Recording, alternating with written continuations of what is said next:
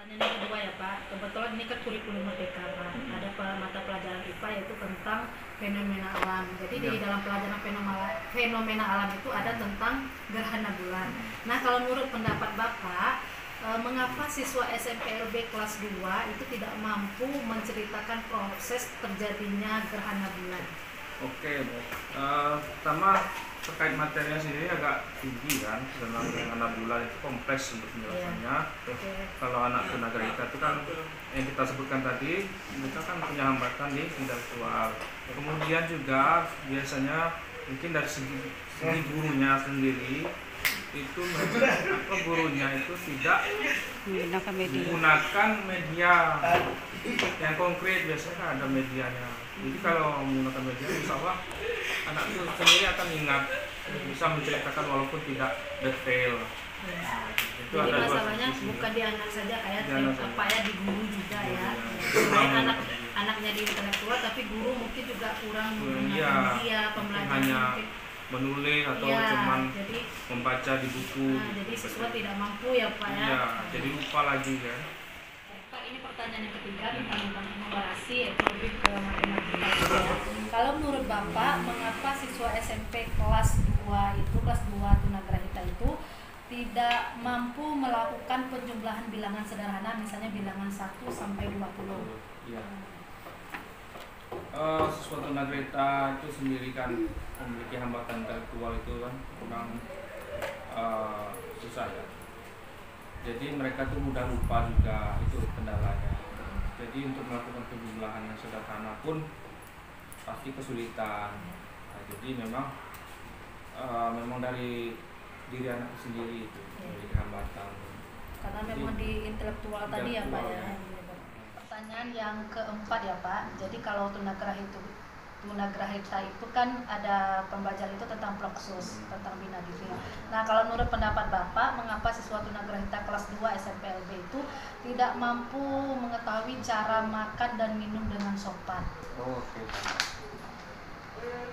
Sebenarnya kalau di SLB ini kan kita prosesnya diajarkan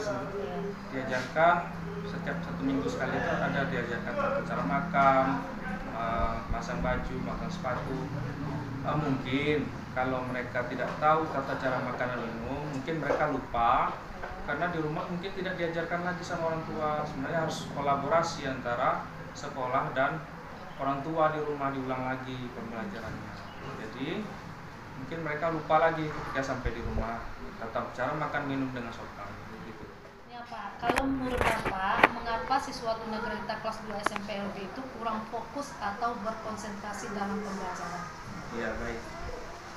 Siswa tunagrahita walaupun sudah kelas 2 SMP pun memang sulit untuk fokus dalam pembelajaran. Mungkin juga memang hambatan dari anaknya, kemudian juga dari gurunya, mungkin cara menyampaikan pelajarannya kurang menarik atau kurang menggunakan media. Jadi anak pun fokusnya pun sebentar saja hilang gitu, cuma sebentar bertahan fokus konsentrasinya. Jadi sarannya guru juga harus menggunakan media-media yang menarik biar anak fokus dan konsentrasi dalam pembelajaran. Pertanyaan selanjutnya, menurut Bapak, apa yang menyebabkan kurangnya perhatian orang tua siswa terhadap anaknya?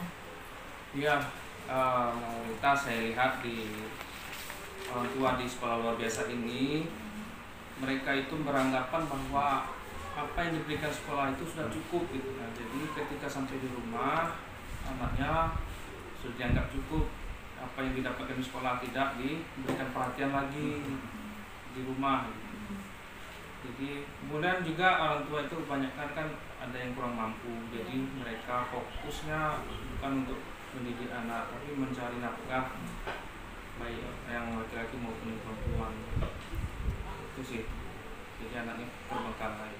Selanjutnya Pak, menurut Bapak, hal apa yang menyebabkan masih kurangnya pemahaman guru terhadap model pembelajaran inovatif yang sesuai dengan karakteristik siswa? Kurangnya pemahaman guru terhadap model pembelajaran inovatif yang sesuai dengan karakteristik siswa itu sebenarnya tergantung pada individu gurunya. kalau gurunya itu mau belajar, mau mencari tahu perkembangan teknologi, pembelajaran inovatif yang terbaru, insya Allah tidak akan ketinggalan. Tapi kalau gurunya sendiri, individunya tidak mau mencari tahu, menggunakan waktunya untuk mempelajari lagi, gitu kan, maka ya akan kurang paham terhadap perkembangan pembelajaran inovatif. Itu menurut saya. Tentang pembelajaran HOTS ya Pak, atau pembelajaran yang membentuk siswa itu berpikir tingkat tinggi. Nah, kalau menurut Bapak, apa yang menyebabkan pemahaman guru terhadap materi HOTS untuk siswa kebutuhan khusus yang miskonsepsi HOTS? Seperti yang kita ketahui, HOTS itu adalah pembelajaran yang menuntut siswa untuk berpikir tingkat tinggi. Nah, kalau menurut Bapak nih, apa yang menyebabkan kurangnya pemahaman guru terhadap materi HOTS untuk siswa berkebutuhan khusus? Ya baik, memang kalau materi HOTS ya, itu kayaknya memang menurut saya sendiri kalau diterapkan di sekolah luar biasa itu kurang bisa ya. Karena kemampuan anaknya sendiri kan intelektualnya terhambat. Jadi apalagi yang kita tadi kan berhitung sederhana aja kadang lupa. Bagaimana mau diberikan materi HOTS, jadi itu agak susah kayaknya. Jadi memang karena sudah susah, guru pun juga kurang minat, tertarik untuk memberikan soal-soal yang berpikir tingkat tinggi, karena memang tidak bisa diterapkan seperti ini. Beda kalau dengan anak SMA, SMK, SMP yang umum gitu ya, bisa mungkin karena kemampuan intelektualnya tidak terhambat.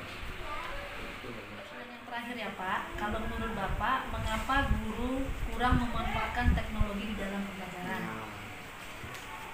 Ya, karena sama kayak pertanyaan tadi, itu kembali kepada individu gurunya. Sebenarnya kita tidak bisa melawan perkembangan zaman ya. Ya, apalagi kita sebagai guru kan, sebagai pendidik memang harus update terus informasi dan perkembangan teknologi. Jadi menurut saya kalau guru kurang memanfaatkan teknologi itu karena dari individu gurunya tidak mau belajar lagi, merasa sudah cukup dengan